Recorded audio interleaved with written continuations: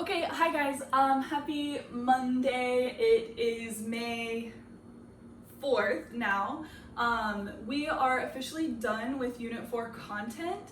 So this week we are going to do our Unit 4 summative. You'll hear a little bit more about that tomorrow, like details wise, but please just know that this is the point now where I have to test your understanding and accuracy. So far we've been pretty much just participation based, right? If you did the work, you got the credit for just attempting. For the summative though, for the actual test, this is where I'm going to need to start checking your accuracy as well. So like I said, you'll hear a lot more about this test tomorrow when it's posted, but you will have to submit your work somehow to me. So there'll still be a Google form where you type in your answers. That makes it super easy for me to check your final answers. But you will have to submit either a photo of your work, or you'll have to type into a Google Doc like what you did, your steps basically. And I'll show you all of that stuff tomorrow. I'll give you all of that stuff tomorrow. The test will be open for a couple of days, should give you plenty of time. For now, what I'm gonna do, this is gonna be kind of our review. There's no assignment to turn in today, but I would highly recommend that you go through and do the practice tests. I posted 2 last week. I posted a 3rd one today. So this video, I'm gonna go over Unit 4 practice test number 1. So I posted this at the end of last week. So it's in that section called the scoop, right? Where I gave you guys 3 days to kind of just get caught up and get ready for this test. So this video right now, I'm going to go through Unit 4 practice test number 1. I did post a second one. They both have a key. And then I posted a 3rd version of that today. So you guys have 3 full practice tests. So you have plenty of stuff to help you prepare. And then obviously if you need help or need extra or whatever, please just let me know, okay? So Unit 4 practice test number 1. The first section on this, I'm not really going to go through. This one should have been super easy. It just says which of the following are radical functions. Please just remember that radical functions have a variable in the radicand, right? So for example, option A looks like this, right? F of x equals this. So yeah, this one is because the variable is in the radicand. But for example, B looks like this, where the variable is not in the radicand, so this one is not. So you're just circling all of them for part 1, you're just circling all of them that have a variable underneath that square root sign. Okay, so for this one, you should have circled A, C, D, and F. Option B is this one right here. And then option E is 0.25 times the square root of 3, and then the plus x, again, out here, not a radical function, okay? So we should have circled A, C, D, and F on that one. Should be pretty easy on that. If the x is in the radicand or it's underneath that radical sign, it's a radical function. If it's on the outside, it's not, okay? The second part of this was solving. So there were 4 questions here. There were 3 level 1s and then 1 level 2. So I'm gonna go through those. I'm gonna go through these pretty quickly. I'm not gonna talk through all the steps. If you feel like you need extra help with this, go back to the notes, go back to the original videos. This, I just want you kind of to be able to check your work. So question number 2, remember we're solving now, so we're trying to get x by itself. We have 2 times the square root of x minus 4 minus 1 equals 5. Okay, so working from the outside in, I'm going to do addition and subtraction first. So I'm going to add 1 from both sides. These cancel out and I get 6 over here. Still have the 2 on the outside, so I'm going to go ahead and divide that out. Divide both sides. 6 divided by 2 is 3. Now that the radical is by itself, this is where I get to go ahead and square both sides. This cancels out. I have x minus 4 equals 3 squared is 3 times itself, so 3 times 3 is 9. And then my last step here is to just move the 4 to get this x by itself. So I get x equals 13. Okay, x equals 13 on that one. Numbers 3 and 4 are very similar. Okay, so number 3 is -5 equals the square root of 2x plus 7 minus 8.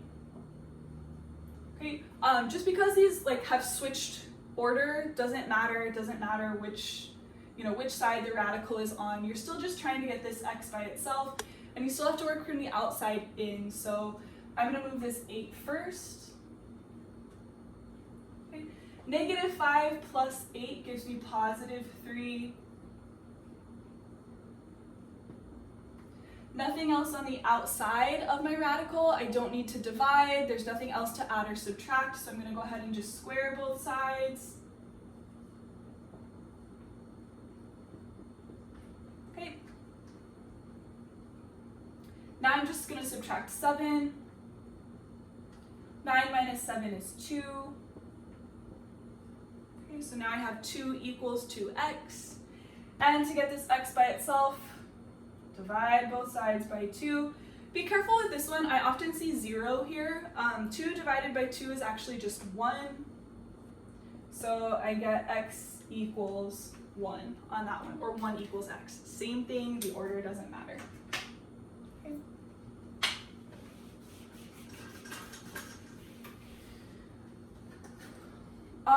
Number 4, we have 5 times the square root of 4x plus 1 minus 9 equals 6. Same thing on this one, work from the outside in. Make sure you're doing add and subtract first. We can't just divide by 5 here. Sometimes people want to square both sides here. Make sure we move this addition or subtraction first. So now we have 5 times the square root of 4x plus 1. 6 plus 9 gives me 15. Again, still needing to work from the outside in, so I'm going to divide by 5.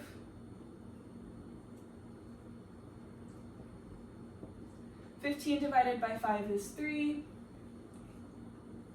I'm going to square both sides here because now this radical is alone. Getting a lot of 3s and 9s, that was not intentional. And now just super basic algebra here, subtract 1 from both sides, 4x equals 8. And divide by 4. And that gives us x equals 2. The last one in this section is our level 2, so this one is a little bit more involved. This is the one where we have to FOIL and then multiply to c and add to b. So this one we have the square root of 9x plus 18 equals x plus 2. Okay, so this is number 5. That doesn't look like a 5. Okay. Same thing here. I'm going to check to see if there's anything on the outside of my radical that I need to move first. There's not, right? There's nothing on the outside here, so I can go ahead and skip that whole first section. I just am going to square both sides here to get my to get rid of my radicals. So squaring here gives me 9x plus 18, but just be careful when you square this side. You have to put it in parentheses, which then means you have to write it out 2 times. So just be super careful with that. This is then where we have to FOIL, so the left side stays the same for now. So x times x is x squared, x times 2 is 2x, 2 times x is 2x, and 2 times 2 is 4. I can go ahead and combine this in here, so I have 9x plus 18 equals x squared. 2x plus 2x gives me 4x plus 4. And now I want to just push everything to one side. So I'm going to take these two terms, my 9x plus 18. I'm going to move them over here. Remember, you have to do opposites. This is a positive 9x and a positive 19, so I'm going to subtract them both over. So I'm going to use opposites here. So these cancel out. And I'm left with nothing here. I'm going to subtract 9x, subtract 18. Remember to put these with like terms here. Okay. So I'm getting x squared. 4 minus 9 is negative 5x. And 4 minus 18 is going to give me negative 14. Use a calculator on that if you feel like you need to. 4 minus 9, negative 5. 4 minus 18, negative 14. So now, all I have left to do is multiply to c and add to b. So I'm looking for two numbers that multiply to negative 14. That's my c value at the end.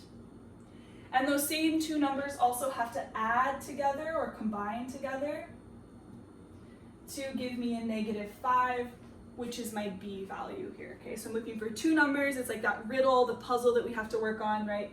What times what is negative 14? That also adds to negative 5. The numbers that work here are a negative 7 and a positive 2. Okay. Negative 7 times 2 is negative 14. Negative 7 plus 2 is a negative 5. Remember that these are not your final answers here. You have to go through your factored form first. So you have to put them in parentheses. And then your answers will be the opposites, right? So we have to switch their signs. So we get x equals positive 7 and x equals negative 2. So that's probably the most challenging problem that you'll see on your summative here. Okay? And that does it for the whole first section. The rest of this is going to be the graphing and transformations. So again, I'm going to be going kind of a little bit quicker through these just because I've taught this already. So if you need to go back to the other videos, you can. Okay. Question number 6, this part now we are on transformations. So this one says, write in words the transformations in the following function. And then it gives you f of x equals negative 0.5 times the square root of x plus 1 minus 4. So your transformations come from A, C, and D. So the first thing I'm going to do is identify A, C, and D. Remember, A is in the front, C is on the inside, D is on the outside, okay? Multiply, add, subtract, add, subtract. So my A value here is negative 0.5. My C value is a positive 1. And my D value is a negative 4. So I know that A can flip, stretch, shrink. Okay? It flips if it's negative. It is negative here, so I am going to flip. I'm going to stretch if the absolute value is bigger than 1, and I'm going to shrink if the absolute value is less than 1. The absolute value of negative 0.5 is just 0.5. 0.5 is smaller than 1, so this is going to give me a shrink. And it's going to be by a factor of that 0.5. So that's all I have for A. My C value moves left and right. Remember, it's opposite, it's counterintuitive, right? So plus 1, positive 1, means I'm actually going to shift to the left. So I'm going to shift left 1 unit. Okay, that's it for C. And then my D value is up or down in exactly the way you would expect, so that -4 shifts down 4 units.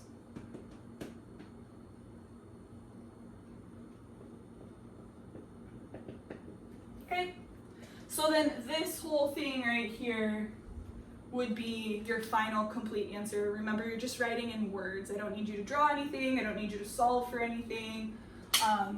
Nothing crazy, just write it out in words. Question number 7 is the exact same thing, just a little bit trickier, I guess. So this one is f of x equals the square root of x minus 14. Just pay very close attention. The minus 14 is on the outside, so some people kind of just get caught up and lump it all together. The -14 is on the outside, so be careful of that. Okay, so I'm going to do the same thing here. I'm just going to identify A, C, and D. Okay, so remember, A is not allowed to be 0 in this class, because what happens is, right, we're multiplying out here. If we multiply by 0, it makes this whole piece 0, and then it's no longer a radical function. So if there's nothing there, A is 1. Okay, so in this case, A is 1. C, however, is being added or subtracted. C is allowed to be 0. Okay, I don't see anything being added or subtracted on the inside here, so my C value is 0. And then my D value is a -14. Now, I flip if A is negative. A is not negative here, so I have no flip. Okay. I stretch if the absolute value is bigger than 1, and I shrink if it's smaller than 1. The absolute value of 1 is just 1. It's not bigger than 1, it's not smaller than 1. So here I have no stretch or shrink. Okay, so if A is 1, it's not going to change it at all, right? If you multiply something by 1, it just stays the same. So A doesn't do anything. My C value is also 0. If I'm not adding or subtracting anything, I'm going to have no shift left or right.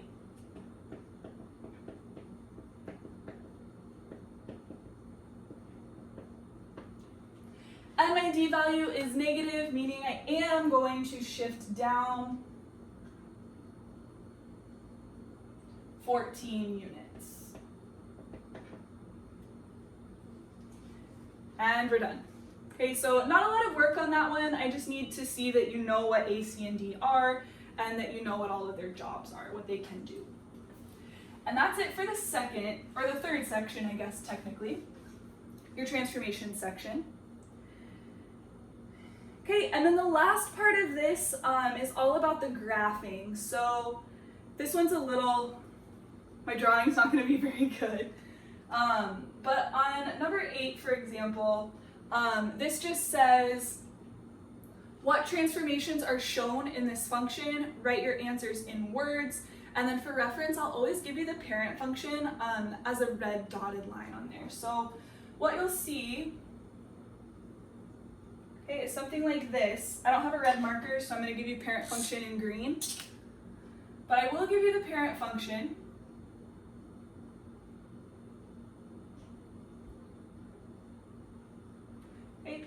And then I'm going to give you the second function. So the second function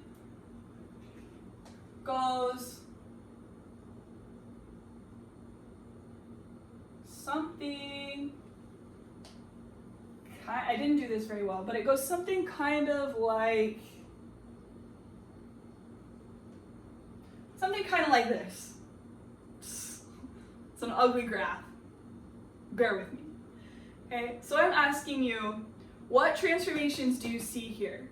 Okay, so right away I can see that this graph is pointing down and over instead of up and over, so the fact that this is pointing down tells me that there's a flip.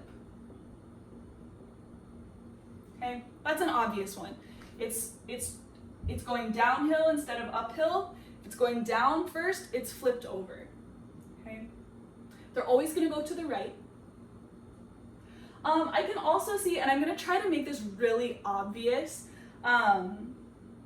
whether there's a stretch or shrink. You can see here that this one is like very like exaggerated and long, right? Very stretched out. I'm going to try to make that super obvious for you, whether there's a stretch or shrink. Okay? So if you're like trying to eyeball it and figure out like, oh, I can't really tell if there's a stretch or shrink here, there's probably not. It's going to be super obvious. Okay? So this one is an obvious stretch.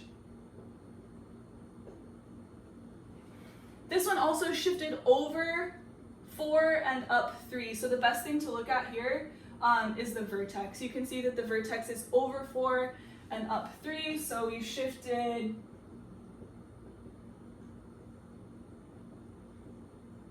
right 4 units, and then we shifted up 3 units. So then again, writing out in words would be what I'm looking for there. Okay. Number 9 is the same thing. I give you the graph. I show you the parent, right? It's in red, but right now it's in green. Okay. And then I give you a new function.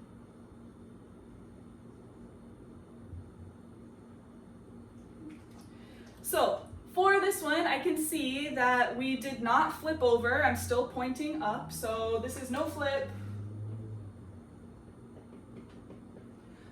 Again, I'm going to make it super obvious. These look pretty similar in size, so this one is no stretch or shrink.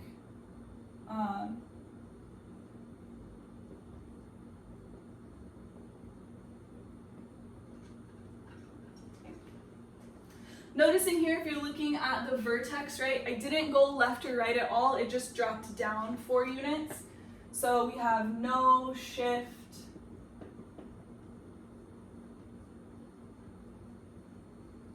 Left or right, but we did shift down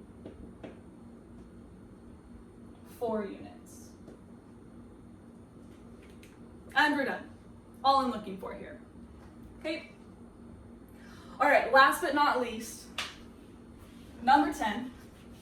Number 10 is similar, but just backwards. So instead of giving you the graphs and asking you for the words, I'm going to give you the words and ask you to pick the graph. So for number 10, okay, your job is to choose from the following, okay, which of the following functions shows a flip,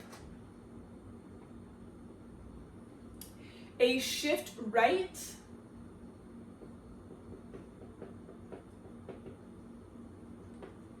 and a shift up. Okay, this one you're gonna have to just kind of look.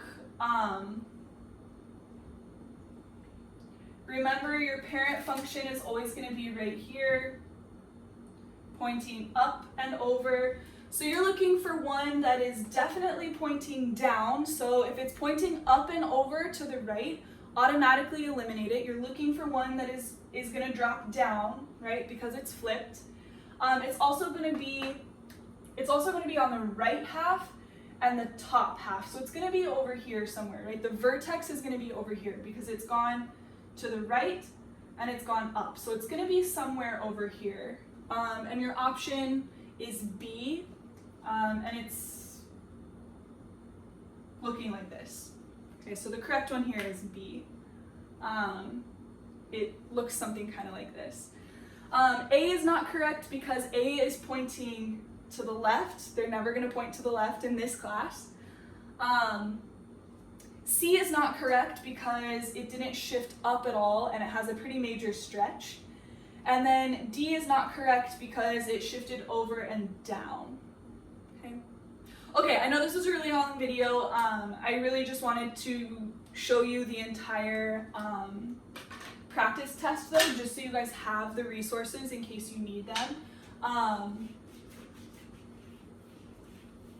If you can go through that, you can go through the summative, no problem. So if you feel like that's really easy, give yourself a little extra practice. You have 3 different practice tests to use. Please use them. Please let me know if you have questions. Otherwise, you guys are good to go. Nice job. Congratulations.